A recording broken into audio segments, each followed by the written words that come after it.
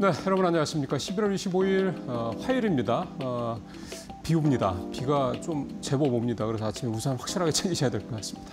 자, 오늘 이데일리 신문에 나온 내용들, 시장 관련된 내용 좀 살펴보도록 하겠습니다. 오늘은 뭐 섹터라든가 시황이라든가 이런 쪽 내용들보다는 주시장과 관련된 중요한 어떤 그런 내용들이 좀 있어서 오늘 이 얘기를 좀 일단 톱 기사로 가져왔습니다. 고환율 대응 사자 협의체 가동, 국민연금 환해지 카드 검토. 제목 이렇게 나와 있죠. 어제 환율이 전날 대비 전거래니까 지난주 금요일 대비해서 1.5원 더 1.5원 올랐으면 굉장히 많이 오게 급등이라는 표현을 해야 되는데 요즘에 하도 환율이 워낙 변동성이 크다 보니까 1.5원 오른 거 가지고 뭐 급등이다 이렇게 표현을 하는 게 적절할지 싶은 생각이 들 정도입니다. 어쨌든 어제 1.5원 오르면서 1,477원, 이제 1,480원이 눈앞에 다가왔습니다. 작년에 계엄 사태 그때 요 장중에 야간장에서 이렇게 1,480원 근처까지 갔던 기억이 좀 나는데 지금은 이제 뭐 굉장히 평온한 시절 아닙니까? 그런데 우리 원달러 환율이 1,480원 근처까지 갔다. 뭐 사실 환율 관련해서 왜 이렇게 오르냐에 대한 부분은 여러 차례 말씀을 드렸기 때문에 제가 뭐 굳이 시간 잡아먹으면서 추가로 말씀을 안 드려도 뭐 여러분들 잘 이해를 하시는데 그런 이유들, 그러니까 수급 문제들 때문에 지금 이렇게 좀 되고 있는 그런 상황인데요.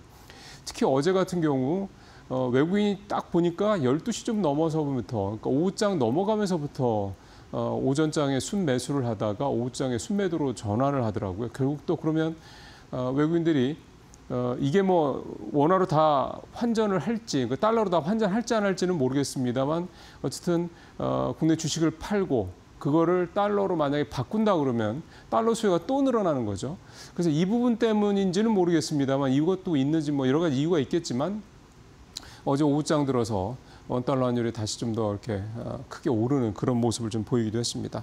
자, 어쨌든 뭐 이 원달러 환율이 오르고 있는 거는 비단 우리만의 문제는 아니긴 한데 어쨌든 이렇게 환율이 계속 오르다 보니까 1,400원대가 뉴 노멀이다라는 얘기를 만 하기에는 너무 좀 안이해지는 거죠.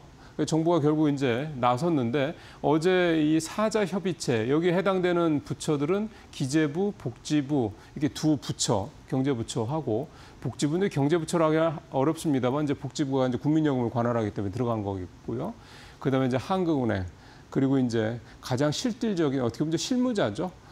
이제 자금을 동원할 이 국민연금 이 사자 간의 협의체 어제 첫 회의를 열었고 여기에서 이제 국민연금이 원달러 환율 안정을 위해서 이제 투입되는 방안 이 부분이 지금 얘기가 좀 됐습니다. 아무래도 지난번에 이제 한미 이제 이 관세 협상을 할 때 우리가 이제 줄기차게 통화 수업 관련된 요구를 했었는데 그 부분이 어쨌든 확실하게 뭐 얘기가 된 건 없죠. 뭐 하네 안 하네 뭐 이런 얘기가 사실 된 게 없기 때문에 일단 우리 내부적인 힘으로 이 원달러 환율 급등세에 어느 정도 스무딩 오퍼레이션이라고 그래서 이게 이제 올라가는 것 자체를 막을 수는 없는데 이렇게 급박하게 오르는 거는 막아야 되는 거니까 그런 작업을 하기 위한 조치를 좀 취하기로 했고요. 그래서 좀 두 가지 얘기가 나오고 있습니다. 첫 번째는 일단 전략적 환해지, 국민연금이 하는 해지 1,480원 정도가 기준점이라고 알고 있는데 지금 오늘 다 왔죠.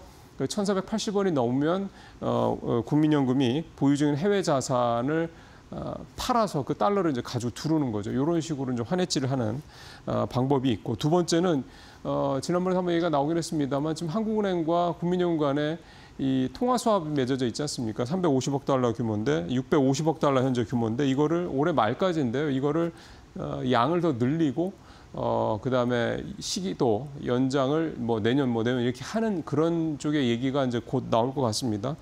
이렇게 되면은 시장이 어쨌든 달러 수급에 달러 공급에 대한 어떤 그런 룸이 좀 확 열리는 거기 때문에 일종의 이제 구두 개입과 비슷한 또는 구두 개입보다 조금 더 강력한 그런 시장 안정 조치가 될 수 있을 것이라 일단 보고 있는 것 같고요. 지금 우리가 외환 보유액가 4천억 달러 조금 넘는 상황이죠. 그러니까 이거가 사실은 뭐 글로벌하게 따지면 뭐 달러를 꽤 많이 갖고 있는 한 10대국 안에만 들 겁니다. 우리가 그렇긴 한데. 이거 가지고 안심하기는 어렵죠. 그러다 보니까 일단 지금 1,000억 달러 훨씬 넘는 그런 수탁고를 가지고 있는 국민연금의 이 어떤 부분을 좀 활용하겠다 이렇게 좀 얘기를 좀 하고 있는 거라고 좀 봐야 될 것 같습니다. 근데 참 이 수급적으로 참 쉽지 않은 거는 어제 나온 기사 또 하나가 뭐였냐면 올해 이제 3분기까지 서학개미의 누적 순매수 금액이 292억 달러로 나오더군요. 이게 우리 돈으로 43조 원인데 요즘에도 장 조정받으니까 또 외국인들 미국 주식에 투자하는 분들이 또 늘었다는 얘기도 좀 나오고 있습니다. 결국 참 이게 이 수급 문제가 이게 뭐 국가에서 너네 서학개미 미국 투자하지 마 이렇게 할 수가 없는 거 아닙니까? 그게 참 쉽지는 않은 문제다. 근데 어쨌든 이렇게 국민연금을 통한 이 원달러 환율 안정화 전략을 일단 정부가 본격적으로 착수하고 있다. 근데 또 시장에서는 사실 정부와 싸워서 이길 수 있는 데는 드뭅니다. 그렇기 때문에 정부가 이렇게 한국 정부가 적극적으로 환율 안정에 나서고 있다. 이게 이제 미국하고 아마 사전 협의가 좀 되지 않았을까 싶은데 나서고 있다 하면 그래도 조금 이게 이제 개입 효과가 나타날 겁니다. 그래서 그런 부분들도 한번 오늘 시장에서 한번 관찰해 보시죠. 자, 오늘 두 번째 얘기는 당장 얘기는 아닌데요. 중국이 제목은 좀 셉니다. 결국 일을 냈다 이렇게 나오는데 CXMT 중국의 이제 메모리 업체죠. 창신 메모리.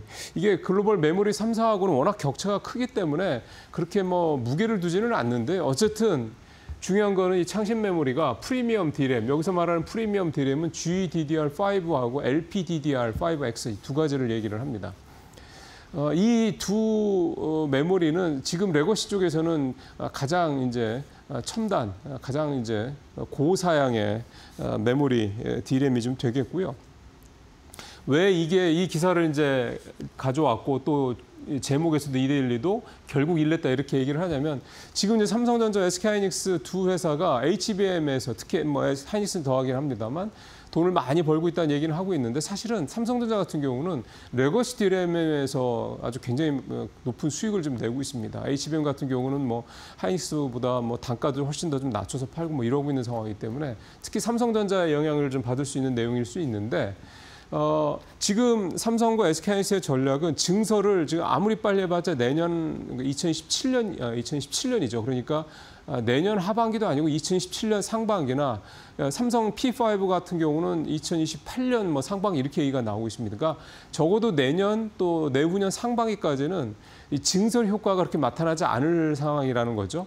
그렇게 되면 어떻게 되겠습니까? 시장에서 수요는 엄청나게 나는데 공급이 제한된다고 그러면 즉 가격이 확 오를 수밖에 없습니다. 실제로 좀 그런 상황이 벌어지고 있고요. 근데 만약에 즉 공급이 늘어날 수 있는 뭔가 유어지가 생긴다. 그러면 가격이 지금처럼 막 올라가기 힘들죠. 그러면 당연히 삼성전자도 그렇고 SK하이닉스도 그렇고 범용 레거시 쪽, 범용 D램 쪽에서의 단가 하락이 있을 수 있다. 이렇게 얘기가 될 수 있는 겁니다. 근데 일단 이렇습니다. 근데 이제 이 중국 CXMT가 이제 이 개발한 이 DDR5와 이제 LPDDR이 이제 실제로 얼마나 현장 단, 그러니까 실제로 이제 제품단에 들어가서 지금 삼성이나 SK하이닉스 제품만큼의 어떤 성능을 끌어낼 수 있냐. 이거는 조금 시간이 걸려서 확인을 해봐야 될 문제이긴 합니다. 근데 중요한 거는 어쨌든 지금 CXMT가 이렇게 이제 범용 레거시에서도 가장 이제 첨단 레거시 상품까지 만들고 있다라는 거가 중요한 거고요. 또 지금 중국 정부가 엄청나게 보조금 투입하고 독려를 해서 HBM도 좀 만들겠다 얘기를 하고 있는 상황 아니겠습니까? 이제 그게 만약에 HBM 이를테면 5세대까지는 모르겠습니다만 하여간 4세대, 즉 HBM3까지만 나와도 사실은 역시 또 삼성전자한테는 이 또 굉장히 또 만만치 않은 경쟁자가 생길 수가 있는 거기 때문에 이 부분을 일단은 한번 주시를 해볼 필요가 있을 것 같다는 생각이 들고요. 다만 이게 소위 말하는 EUV 장비 같은 거를 우리나 그러니까 우리 기업들이 쓰는 것처럼 이렇게 쓸 수가 없는 상황이지 않습니까? 그러다 보니까 수율 문제가 좀 있긴 합니다. 그래서 이런 부분들이 이제 과연 얼마나 CXMT가 양산을 할 수 있을 것이냐, 이 부분도 일단 고려를 좀 해봐야 될 것 같습니다. 그래서 우려 사항도 있지만 그런 조금 기대할 만한 점도 있다. 이렇게 좀 약간 복잡한 내용들이긴 합니다만 중국이 이렇게 좀 바짝 따라오고 있다는 부분만큼은 우리가 어쨌든 염두에 좀 두고 가야 될 것 같습니다. 자, 세 번째 얘기해보자. KTN제, 삼양, 식품 이 두 회사 얘기를 좀 해보겠습니다. 일단 이 두 회사 수출이 굉장히 좋습니다. 해외 여기 제목에서 나옵니다만 해외 성장재 발판, 뭐 공격 투자 이렇게 좀 얘기 제목이 나오고 있는데요. 일단 수치를 좀 말씀을 드리면 KTNG는 담배 관련이죠. 이 사업이 해외 매출이 전년 동기 대비 25%나 급증을 했고요. 그다음에 삼양식품도 50%가 늘었습니다. 두 회사 아주 3분기 때 해외 수출이 굉장히 좀 늘었고 KTNG 같은 경우는 이제 이 담배 해외 수출이 전체 매출 차지하는 비중이 54%까지 늘었고요. 삼양식품 같은 경우도 81%까지 지금 늘어나고 있는 그런 상황입니다. 두 회사 모두 수출을 기반으로 그 외형 성장을 좀 계속해서 가속화하고 있는 그런 상황이고 영업이익률도 KTNG는 11%, 25%, 삼양식품은 20% 이렇게 영업이익률도 엄청나게 높죠. 이런 상황이다 보니까 삼양식품은 좀 캐파 증설을 계속 나서고 있고 이번에 해외 수출을 할 때 미국도 미국입니다만 중국 수출이 굉장히 많이 늘었거든요. 중국 수출이 56%나 전년 대비해서 늘어났기 때문에 중국의 쪽에 캐파를 계속 늘리는 작업이 있습니다. 기존 6개 라인에서 8개 라인으로 2개 라인을 추가를 했고요. KTNG 같은 경우도 미국의 담배 회사 손을 잡고 북유럽의 니코틴 파우치 회사 이게 잇몸 담배라고 그러는데 이게 왜 입에 넣고 왜 씹는 담배 있지 않습니까? 그 메이저리그 선수들이 좀 가끔 보여주고 있었는데 그런 담배 시장까지 진출을 한다고 합니다. 그러니까 계속 뭔가 성장성을 만들어내는 작업들을 이 두 회사가 하고 있다. 그렇게 들고 이 또 두 회사는 또 특히나 또 배당과 관련돼서도 굉장히 좋은 그런 선례를 갖고 있는 이런 회사이기 때문에 여러 가지로 지금은 뭐 다른 어떤 뭐 바이오라든가 이런 쪽에 비해서 조금 조용하죠. 올 상반기만 해도 삼양식품 날아가는 거 생각하면은 뭐 엄청났는데 그동안 한 또 5, 6개월 정도 쉬었습니다. 그래서 좀 이렇게 반도체 섹터가 만약에 조금 더 조정이 길어진다고 그러면 본격적으로 소비자 중에서도 이렇게 수출도 많이 하면서 외형 성장이 담보된 이런 회사들에 대한 기대감 가져볼 법하다 생각이 좀 듭니다. 자, 그다음에 요거는 뭐 지금 당장 뭐가 되는 건 아닌데요. 많은 분들이 좀 관심을 갖고 계신 것 같아서 가져왔습니다. STO, 토큰 증권이라고 하죠. 이게 제도화 작업에 좀 본격적으로 좀 들어갔습니다. 어제 국회 정무위 소위원회에서 법안 통과가 됐고 이제 그 다음에 이제 법무위 전체 그 정무위 전체로 넘어가고 전체위로 가고 이제 그 다음에 이제 아무래도 본회의로 넘어가서 의결이 되긴 이런 과정을 이제 거쳐야 되니까 아직 시간은 좀 있고요. 근데 중요한 거는 이제 이게 일단 첫 번째 단추를 꿰다 이게 중요한 부분이라고 되는 거죠. 어제 정무위 법안심사 1소위를 통과를 했고, 그러니까 이 STO 법안이라는 거는 뭐 잘 아시는 것처럼 이제 한마디로 얘기하면 조각 투자죠. 뭐 수백억 달러, 수천억 달러 뭐 이런 큰 어떤 건물, 그다음에 뭐 수십억짜리 그런 그림 이런 거 우리가 살 수 없지 않습니까? 그냥 한 번에 내가 다. 근데 그거를 이제 조각조각 내서 그러니까 디지털화해서 디지털 자산화해서 이거를 이제 투자를 할 수 있는 상황이 만들어진다 이제 이런 얘기가 좀 되는 거고 이렇게 되면은 지금 뭐 예를 들어서 그 여러분들 잘 아시는 회사 중에 하나가 그 뮤직하우 같은 회사 있죠. 음원을 이렇게 조각내서 이렇게 투자할 수 있게 하는 회사. 그다음에 미술품 같은 경우, 그다음에 농축산물 이런 것들도 좀 계속 아마 이런 조각 투자 상품들이 나올 수 있을 겁니다. 그러니까 새로운 투자 수단이 생긴다라는 거고 그렇게 뭔가 확실한 어떤 기초자산 그게 명화든 어떤 뭐 엄청난 크게 건물이든 이런 거 같은 경우를 가져가기 때문에 일단 뭐 큰 완전히 망할 거에 대한 우려가 훨씬 적은 거죠 기본적으로. 그러니까 이런 부분들도 이제 할 수 있어서 정말 이제 내년 한 하반기 늦어도요 되면은 이제 우리가 투자할 수 있는 자산들이 계속해서 늘어날 수 있는 여지가 좀 높아지고 있다 이렇게 좀 말씀드릴 수가 있겠습니다. 마치겠습니다.